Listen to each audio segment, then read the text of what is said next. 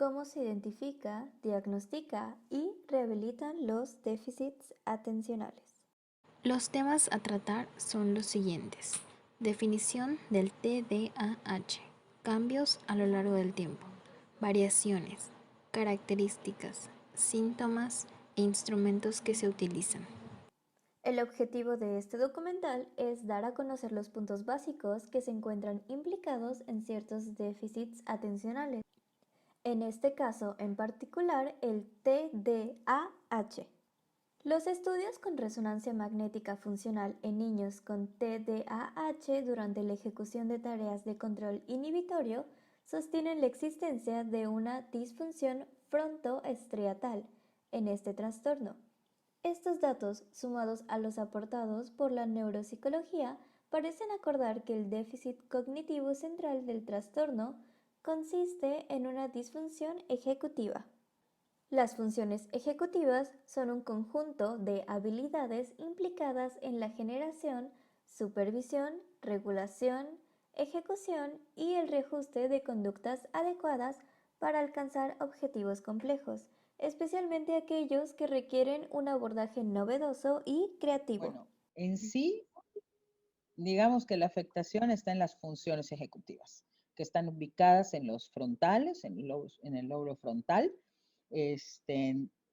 y ahí es donde está una de las principales partes, no es la única, pero ahí está. ¿Por qué? Porque el TDA en sí, la base es la falta de regulación, de autorregulación, en todos los sentidos, en la conducta, en la atención, en el impulso, ¿sí? La persona no puede regularse, autorregularse.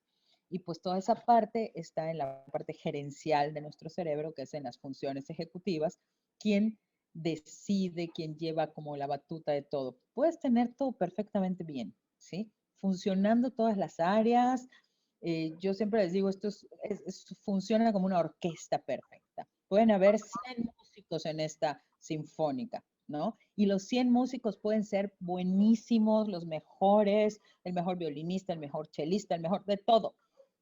Pero si no hay un director que venga y les diga en qué momento preciso entras, en qué momento bajas, en qué momento entran los otros, salen, se callan, etcétera, y que controle, no va a faltar por allá quien se pase de tiempo, quien entre antes que el otro, aunque sean los mejores, aunque sean.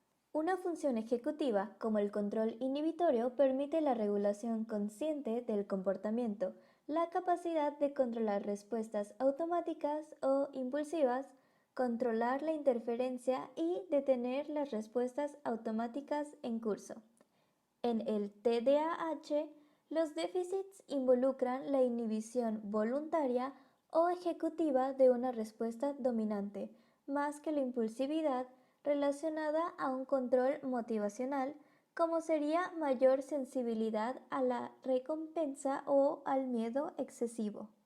El TDAH es el patrón persistente de inatención y o hiperactividad e impulsividad que interfiere con el funcionamiento o desarrollo asociado a factores pronósticos y de riesgo, temperamentales, ambientales, genético-fisiológicos e interaccionales. Asimismo, muestra 3 presentaciones clínicas en función de los resultados en la sección de inatención y la sección de hiperactividad con impulsividad. Presentación combinada, inatención e hiperactividad con impulsividad. Presentación predominante con falta de atención y presentación predominante hiperactiva impulsiva. En cuanto a sus manifestaciones clínicas, ustedes habrán tal vez oído que hay 3 grandes rubros que todos están dirigidos, bueno, parte a la parte cognitiva, la parte conductual, impulsividad, hiperactividad e inatención.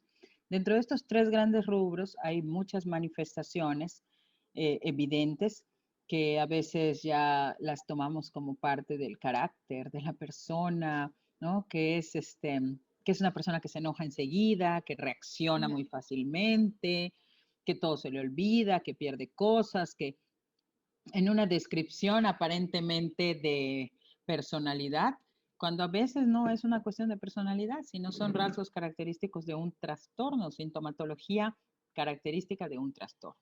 Entonces, bueno, muchas veces, cuando son pequeños, la verdad es que las personas que más se dan cuenta es el maestro o en la escuela, sobre todo cuando tiene que ver con la parte impulsiva, hiperactiva, ¿sí?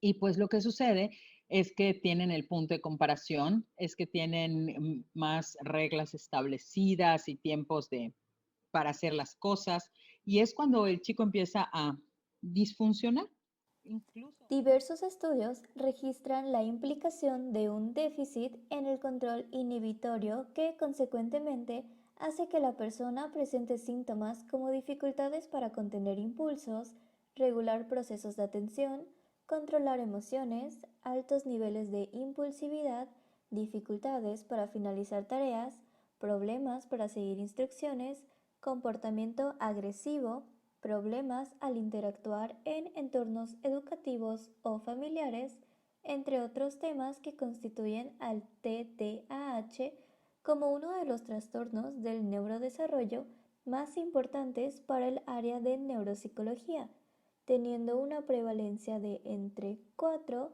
y 13.3% mundialmente, lo que sugiere también un componente genético. El TDAH como trastorno del neurodesarrollo. Esto implica que está dentro del grupo de afecciones con inicio en el periodo del desarrollo. Esto concuerda con su identificación como un trastorno de la edad escolar que afecta las relaciones personales, sociales y escolares en la infancia y profesionales en la edad adulta, ya que es una condicionante que generalmente persiste a lo largo de la vida.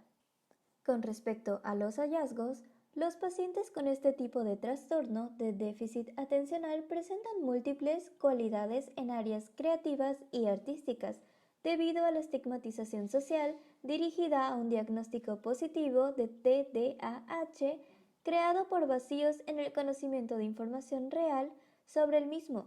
Provoca una exclusión de los niños y jóvenes que se les considera como ociosos, indisciplinados, etc. Esto que afecta directamente al autoestima del sujeto diagnosticado con un trastorno atencional y puede agravar el desarrollo de diferentes comorbilidades como el trastorno negativista desafiante, trastorno de conducta disocial, trastorno depresivo, trastorno de ansiedad, trastorno del aprendizaje, trastorno del espectro autista, trastorno por uso de sustancias, trastorno bipolar y trastorno de tics. ¿Sí? En la parte negativa, o sea, tenemos mucho la idea de que si se le estigmatiza como un TDA o como cualquier otra cosa, puede afectar en su rendimiento, afectar en su autoestima, en su autoconcepto, todo esto. Y sí, si la estigmatización va hacia algo malo, sí, solamente porque sí. Pero ante esto, yo he visto muchos papás que llegan a la escuela y no lo dicen, no quieren decirlo. Y hasta que no estalla la bomba, no dicen, ah, bueno, sí, está diagnosticado. Y lo que sucede es que entonces la escuela pues no apoya, no se hacen estrategias, no podemos comunicarnos con ellos, no podemos apoyar al niño, no se puede hacer un trabajo multimodal. Tienen razón a veces que hay escuelas al grado de que no te esfuerces, ¿no? Hazlo a un lado. No, no importa si no lo hace porque tiene TDA. No, no, o sea, empiezan como a pensar que no puede hacer cosas y el niño pues deja de hacer cosas, ¿no? ¿Sí? Y si es pleito con compañeros, no le hagan caso, a él no le hablen, a él, o sea, esto sí es un estigma pésimo, malísimo y que afectaría obviamente en su desarrollo, en su autoestima, en su autoconcepto, simplemente en su esfuerzo, en su motivación, en todo. Instrumentos para evaluar el TDAH. El test de atención D2. Este evalúa principalmente atención selectiva y concentración a personas mayores de 8 años. El test de caras. Se aplica a personas mayores de 6 años y es adecuada para poblaciones de bajos recursos gracias a su simpleza. La evaluación del TDAH es aplicable a niños de entre 6 a 12 años para evaluar los rasgos principales de sus conductas, y la escala de Magallanes dividida en dos, las cuales son de atención visual y la otra es de impulsividad computarizada. No lo hay. Nos sirven primero unos para descartar que las características y la sintomatología no se refieran a otra cosa más que a TDA, ¿sí? O sea, primero hay que descartar. Después de que descartamos, entonces tenemos que hacer una evaluación de todas las funciones, pues obviamente que están implicadas en el déficit de atención, como la autorregulación, la madurez, la atención, la memoria, las funciones ejecutivas. Entonces, y por supuesto, o sea, la observación clínica, ¿sí? Esa no puede faltar. ¿Cuál sería a mi juicio, una de las primeras, como psicóloga, la primera más importante? Una excelente historia clínica. Ese es uno de los instrumentos más valiosos para hacer un diagnóstico de TDA. Porque ahí puedes averiguar no solamente lo que pasa, sino cuándo pasa, por qué pasa, si pasaba antes de, después de, desde qué momento, quiénes lo tenían, quiénes no lo tenían. O sea, todo el chisme en sí lo puedes tener perfectamente. ¿Cuándo pasa? Yo personalmente, ¿qué utilizo y qué me gusta utilizar? Por ejemplo, para utilizar obviamente el WIS 4, 5, perdón, ya. Utilizar, por supuesto, el ENI, ¿sí? Me encantan, pero a veces decaigo ante cosas más para atrás, ¿no? El ENI tiene como parte de muchos. A mí todavía de repente me gusta utilizar un Frosty, ¿sí? Un Frosty 3, por ejemplo, que mide visopercepción.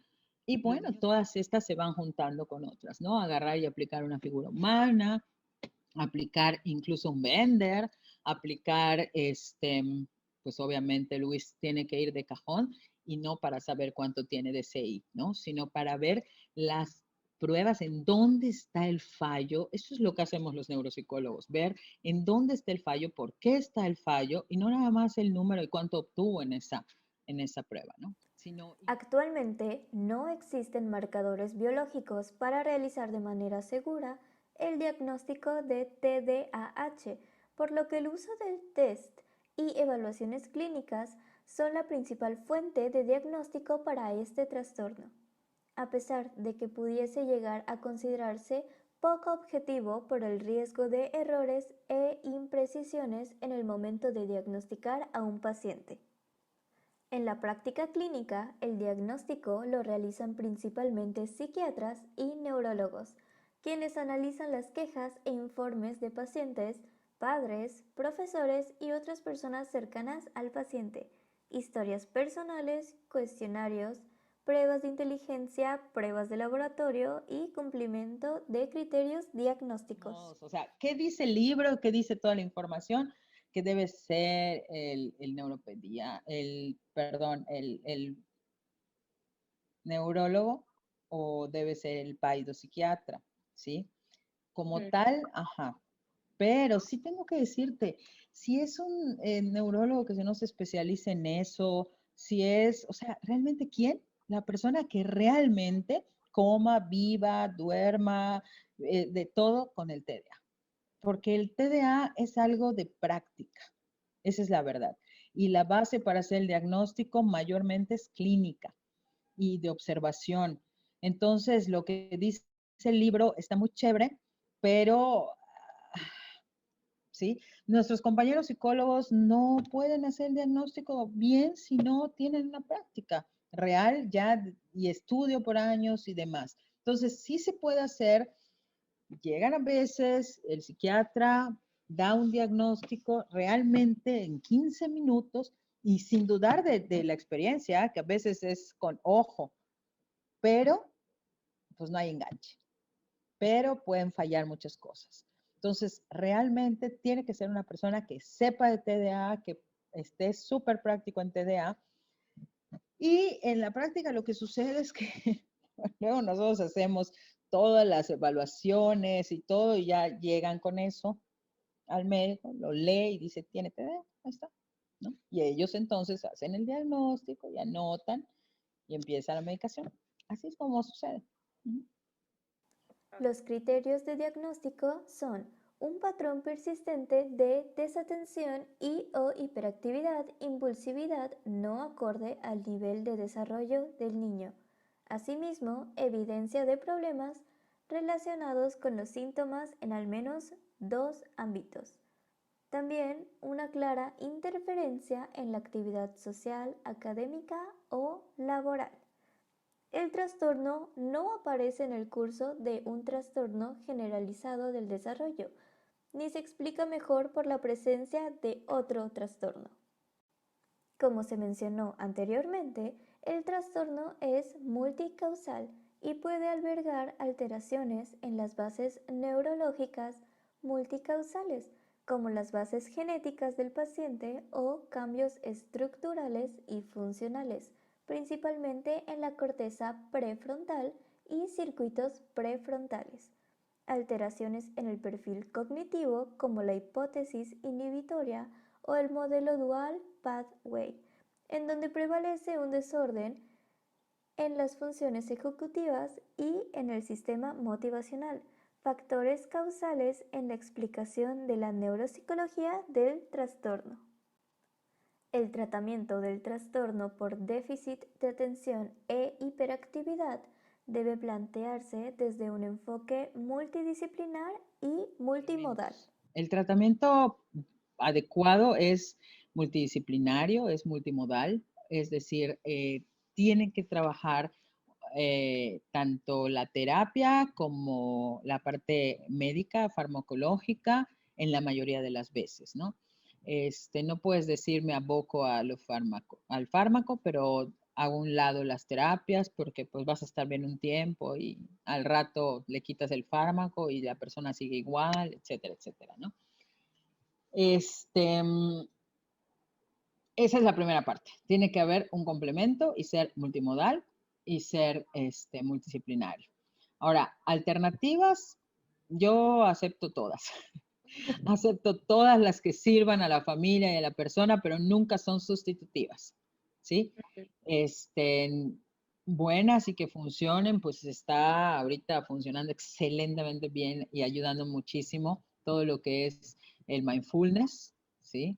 Que es excelente y que viene, pues bueno, agarrado de la mano, dirigido con lo que es la meditación, la yoga, el poder hacer tranquilizarte, porque uno... Los objetivos son mejorar los síntomas nucleares del trastorno, la hiperactividad, impulsividad y déficit de atención, reducir la aparición de problemas asociados al TDAH. Asimismo, favorecer la adaptación académica del afectado, reducir el impacto del trastorno en el entorno del afectado, como la familia, la escuela, el entorno social o el plano personal. Finalmente, adquirir las competencias y estrategias básicas para un funcionamiento global óptimo y mejorar la calidad de vida de la persona con TDAH y su familia. Los 4 pilares del tratamiento multimodal. El tratamiento farmacológico. Este se presenta principalmente en 2 formas: tratamiento con medicamentos psicoestimulantes y tratamiento con medicamentos no psicoestimulantes. La intervención educativa. Este mejora el rendimiento académico mediante la reeducación psicopedagógica y la intervención a través de adaptaciones curriculares, medidas específicas y acciones dirigidas a la mejora de su adaptación escolar y académica, y reducir así los efectos negativos del TDAH en relación a su aprendizaje y competencia académica. La intervención familiar.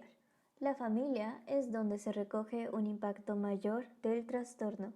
Este impacto se traduce en una mala comunicación emocional, problemas de sobrecarga cognitiva y tensional, ausencia de estrategias y habilidades para responder a los comportamientos disruptivos, necesidad de apoyo psicológico, etc.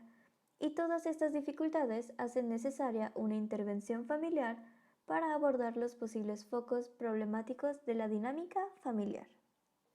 La intervención psicológica. Los estudios hablan de una mayor eficacia y mejor evolución cuando se combina la medicación con una intervención psicoterapéutica. Esta intervención atiende a los aspectos cognitivos, emocionales, afectivos, sociales y conductuales. Mediante la intervención con técnicas de modificación de conducta, cognitivas o intervenciones neuropsicológicas, se trata de modificar aquellos comportamientos disfuncionales, reforzar aquellas áreas cognitivas más deficitarias, tratar los problemas emocionales y entrenar en el manejo de habilidades y estrategias de funcionamiento para el día a día. Conclusiones. Es importante recalcar la importancia que desempeñan las neurociencias al estudiar las funciones ejecutivas y su continuo desarrollo gradual y en expansión, por lo que sería más importante que éstas pusieran más atención y más énfasis en las funciones ejecutivas, especialmente en el control inhibitorio, que se ha descubierto recientemente que tiene un gran impacto en este padecimiento y no ha tenido el mismo foco de atención para su estudio como otras funciones ejecutivas. A pesar de que no existe una forma de evaluación biológica o un test establecido, existen diversos métodos de evaluación que se van mejorando y perfeccionando con el paso del tiempo, con el objetivo de encontrar un mejor tratamiento para los pacientes con el TDAH.